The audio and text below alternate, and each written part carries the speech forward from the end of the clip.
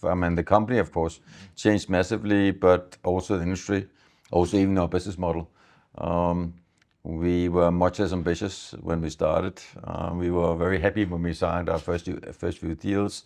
We were very happy to sell solutions for startups, .com type and so on. And all this is maybe the one biggest change is that our focus in terms of commercial ambition and in terms of the product that we deliver has shifted enormously to now be tier one, as this Sky City deal I told you about earlier this morning, our biggest and most important signing of this past quarter. It's a deal I wouldn't have dreamt about signing when we started the company, even 5 or 6 or 7 years into this. But after we signed our first large client, we was like, hey, this is really where we want to be. You sign a company like Sky City and you have a client, I would not say for life, nobody's for life, but you have a client that you know will be there in the long run. And if our company does a good job of servicing them, then I trust it will be really a very long-term relationship and something you can build on. And that's the type of relationships we should be looking for now. And that is really, of everything, you say one thing that changed in the company, then that is the one thing. Who are you really there to service?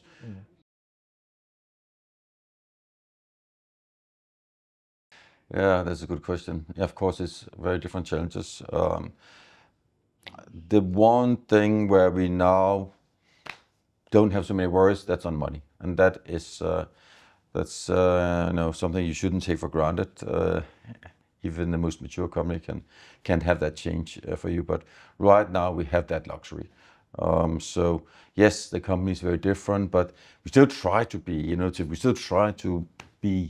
we're still a founder-led company, so we still try to be sort of startup-ish. Yet, of course, with some certain things you have to do different because you're a larger company. But what we do have today is the freedom of being able to make some mistakes because we can afford it. And so if we do 4 new things, then, if 2 of them work out and 2 of them don't, then this can still have been very good for us. So as long as the right things that go right, but yes. So this is the biggest difference here right now. Not so much all the other things, because of course there's massively many other differences, but we have more that security of being able to make calculated mistakes.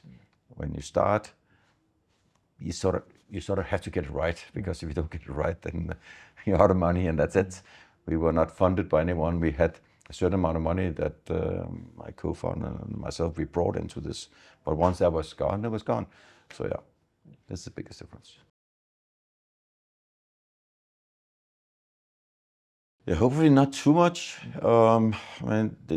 What I like about the company as it is today and what I liked when we started, that one thing is the same, namely that I can feel proud of what I did.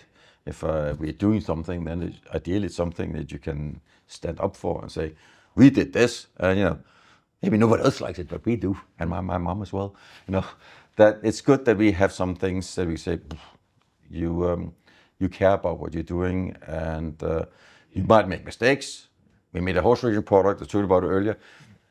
It might not work exactly as you want, but yeah, so far so good. What we did was we really, as good as we could, try to put our heart and soul and blood, sweat and tears into this product and try to do something that we can say, we are happy, we are proud of this product. And I hope the sales guys can go and push it through over the counter. But yeah, so this ethos of saying I'm here because I want to do something that matters, that I can be proud of. This I think we've kept and hope to keep going forward. Yeah, it's not so easy, but one key thing we do is we try to compartmentalize it. This saying of eating an elephant one leg at a time, and what we try, we split it up. So yeah, we have a sports division. You met our CEO Thor of the sports division. So he has a large entity. It's 250 people or so, with traders and support and developers. But yet it's 250 people. It is in its own right not a massive entity. So we have broken the company up in pieces like this that, to a large extent, are quite self-contained. Thor has his own support. He has his own product ownership. He has the ability to choose a lot of things for himself without me or my group CTO interfering too much, as long as he does okay. So this gives you more of that startup feeling and more of this feeling that you have a say in what happens where you are, because while you're part of a quite large company with 1,500 people, almost all of our staff are part of some smaller entity, which is for them something that they can interact with all key decision makers within that unit. So this has been the key. It's maybe the one thing we've done best is that one thing is retain clients. It's easy to say, it's harder to do, but we really have been really very good at retaining our clients. And that, of course, is because we do some things right. It's also because our clients have chosen also to trust us even when we make mistakes and things are not quite as we maybe have sold them and so on. So sometimes things are not rosy red, but in all these cases, we managed to build up strong enough relationships for the clients to stay with us. So if I look back over the last 7-8 years, I can maybe count 1-2 significant clients that left us. And that is really the key thing, keeping your clients there. So if they stay, then it's because they can see that they're growing well, working with us. And that's also what we've seen. So a very large part of our growth just comes from keeping the clients and them growing faster than most of their competitors. If there's any one thing, then that is this one, keeping the clients. Certainly somewhere we have failed in the past, and I would say in most cases I wouldn't go back. I mean, I think maybe I understood why we couldn't do this, and I wouldn't go back.